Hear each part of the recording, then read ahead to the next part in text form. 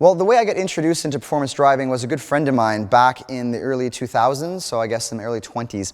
We had the same car at the time. He had a Celica GTS, so did I.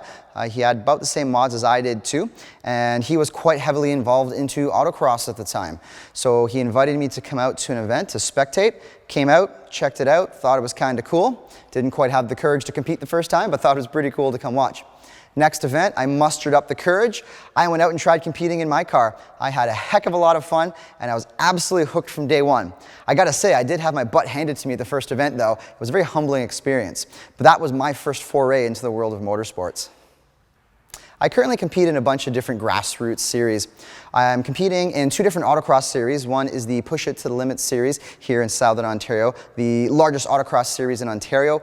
Quite often you'll get 120 to 140 competitors at an event. Makes for a really thrilling, exciting day. I also compete in the Western Ontario Sports Car Association series. They have a great venue. It's an airstrip, big wide open courses, ton of fun to run. Also, I'm competing in several different time attack series. I sometimes go to the Ontario time attack events. They're a lot of fun, very well organized, great classing.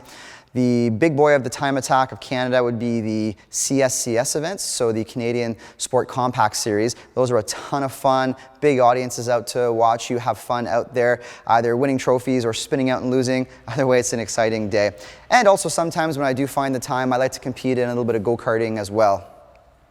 I would say one of the things I've really focused on in my career is being very smooth with the car. Ever since I started driving, it was one of the elements that I really understood to be important to fast lap times. Good example of that is when you compare F1 driving to drift driving. Two opposite ends of the extreme. Obviously one is sliding around the car and one is not. So I've always focused on trying to not slide the car around, trying not to be jerky, trying to be very smooth with my inputs, and most importantly, making a very perfect harmony of all of those while we're driving. I found I've gotten good results through my career by focusing on that element of my driving, and I would say that's probably one of the biggest things that's helped me accomplish the goals in driving I have. Well, I would have to say the thing I'm most excited about, aside from all the cool cars I get to drive, is actually interacting with the audience.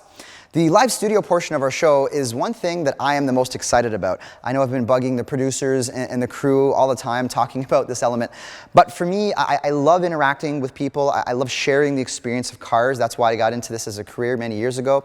So having the live studio audience here and being able to share the experience of these cars and just interact and have fun with them, I'm really, really excited for that, and I can't wait to do that more and more in the future with this show.